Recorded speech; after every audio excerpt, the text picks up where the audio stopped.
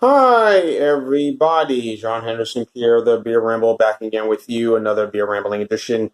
Today, rehash time. We're looking at AndyGator malt liquor. Yes, they're by Abita Brewing Company, a Helles Dopplebock, 8% ABV, which is compared to other malt liquors. AndyGator malt liquor, Andrew Gator. It's not a malt liquor, but needless to say, more on that later. But hold on one second.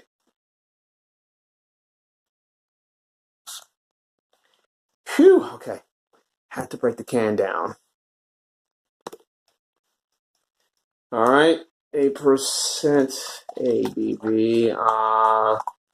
First time I had this beer was back in 2008, 2009.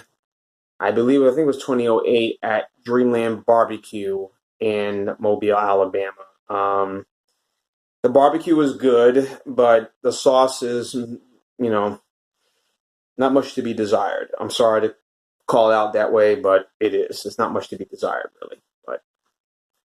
Um, but I did have some. I love their banana pudding. I love their hot wings. I think both are very excellent in my opinion. But that's just my view of it, of that beer.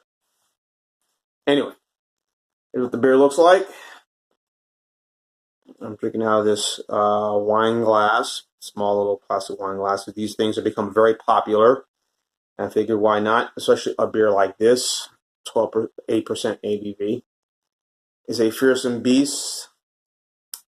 Do not let the toothy grin, slightly sweet flavor, and subtle fruit aroma fool you. A lot of these Helles Dopplebocks have a feeling of a lot of fruits, like apples and some fruity flavors, mostly apples and things like that. A very sweet corn type flavor, but majority of the time are very, very potent, if you ask me. So I just had some spaghetti and meatballs with some red wine earlier, so now I'm drinking this Helles Doppelbock. And that's what these beers are, Helles Doppelbock. So, like Steel Reserve, Hurricane, 8.1%. But it originally was supposed to have been named AndyGator malt liquor, but I guess the company felt it might be a bit of a turnoff, saying AndyGator malt liquor, but because malt liquor is usually a name of beers that are often not very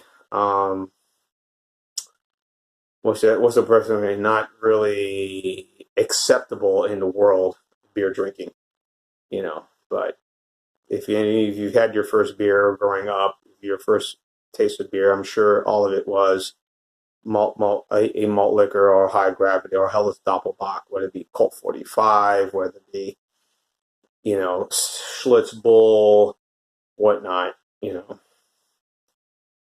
Old English, those are probably the beers that you would have that were kind of stood out. They were inexpensive, cheap, but gave you a nice little buzz. And majority of the time, those ABVs were not high.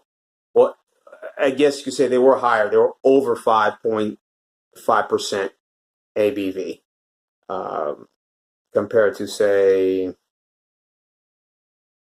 over 5% ABV before some of the high gravities became very popular. I mean, Steel Reserve was the first one.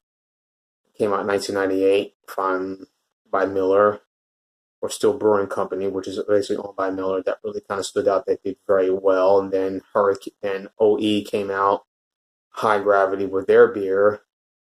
And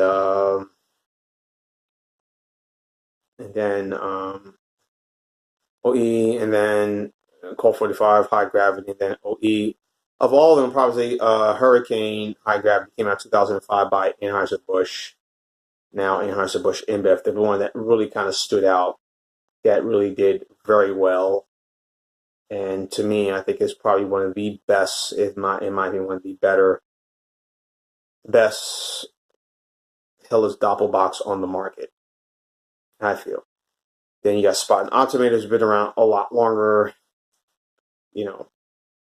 for many of us. I know Guinness at one point with one of their beers, it said malt liquor on one of the bottom of their on their label. I'm not sure which one it was. It might have been the Guinness Stout or something. They said malt liquor on it, but now they've removed that term or that label or that insignia on their on the back of their bottles for reasons who knows, but.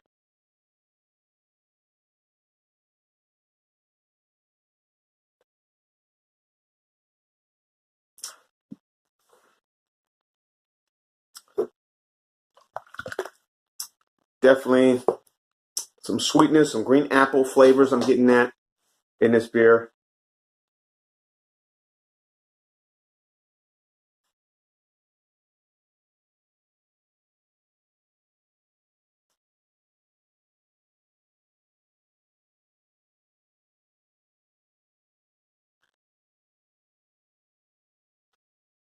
Definitely, yeah, getting a lot of that green apple scent I'm getting immediately from this.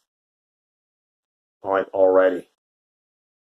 I'm glad I bought this light on this and that for that light here in the den because the lighting I've been doing a lot of my videos have been very kind of I don't know, but a little more better look to it, you know.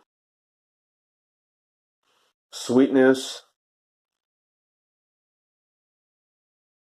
apples. I'm getting a sense of maybe a little bit of a pear, but again, it's very fermented in a lot of ways. The history of high gravity Helles Dopplebock, I guess you can say, started in the 60s, 50s, I should say. Look at beers like again Schlitz, which started back then, which people in the country club wanted beers. We had their beers with a little bit of lemon, beers that had a little more flavor. Nothing against beers back then that were very popular: Schlitz, Budweiser, Miller. All good beers, but this didn't have sort of that potency, that little kick in the what. And a lot of these beers came out then.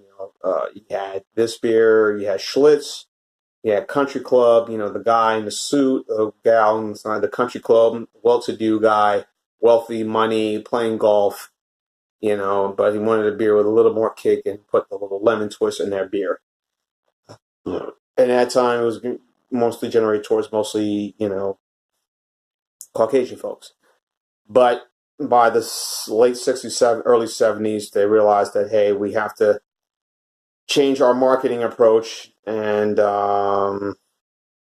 let's make the beer more available to the other demographic of America, the lower tier or the lower class or middle class / lower class, the working Joe, working Jane, family of 3 or 2, trying to make ends meet every week, but the guy or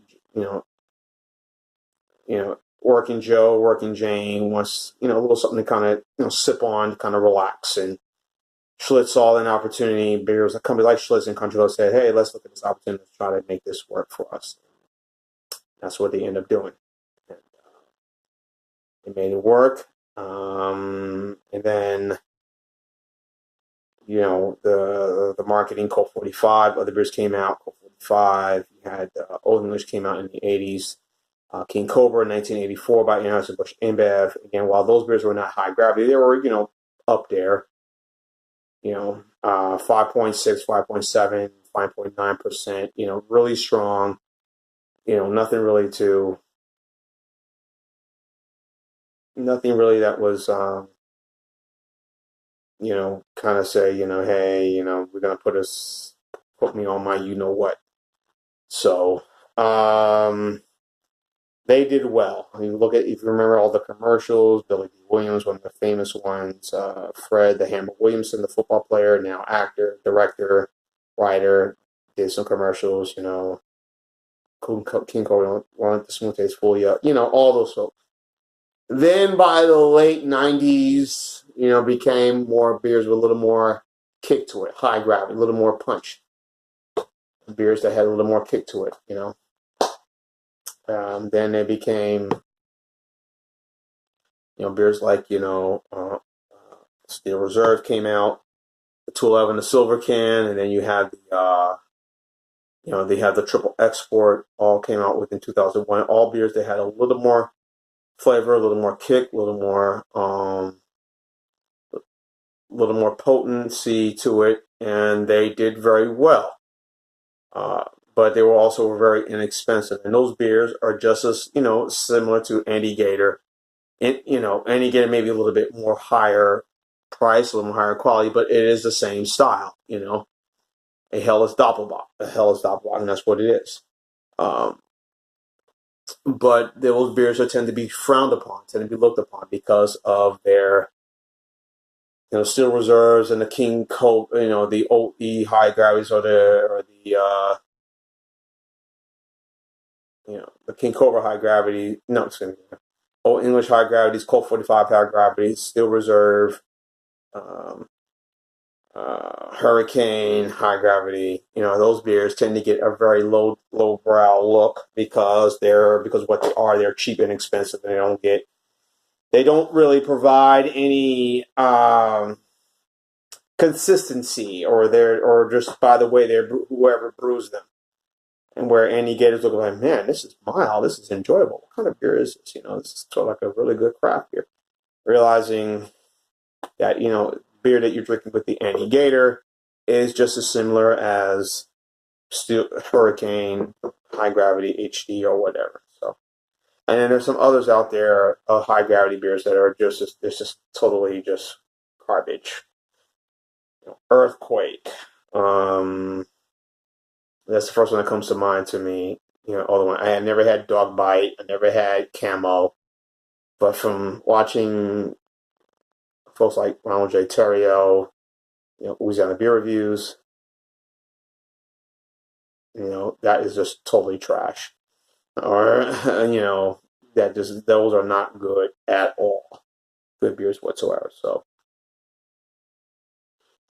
but this is really good. Again, food pairings, hot, something very piping, spicy food, you know, nachos, you know, some tacos or something like that will go good with this, you know, hot wings, you know, hot fried chicken coming out of the grease, piping hot will go very well with this sort of style of beer.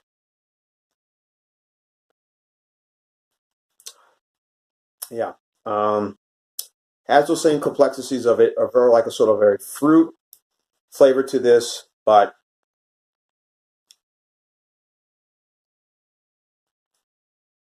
you know, like I said, you want to drink two of these and then call it a night. I wouldn't go after that. So anyway, I'm going over my time. I'm doing 13 minutes right now. This blah, blah, blah, blah, blah, because it is a I like to ramble on.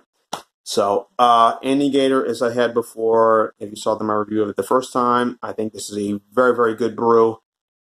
I'm giving this with a style, texture, a solid 9.1 score. So that would be an A minus or going on to an A score for this style of beer. So AndyGator, really good by Abita Brewing Company. Of course, you get a chance to try the Turbo Dog, the Amber, their Big Easy IPA, Purple Haze. This is also good as well. The Amber, the Light, of course, their Light is also real good. So yeah, Abita Brewing Company out of Abita Springs, Louisiana. Very good brewery. I would love to go down to a tour of that company, and that'd be kind of fun. So anyway, yes, I'm going over my time, 14 minutes of this. AndyGator, Helles Dopplebock, Rehash, and A for me, as it was the first time. John Henderson, Pierre, they'll be around too. And keep on watching always. Cheers. Live, laugh, love. AndyGator, I love you.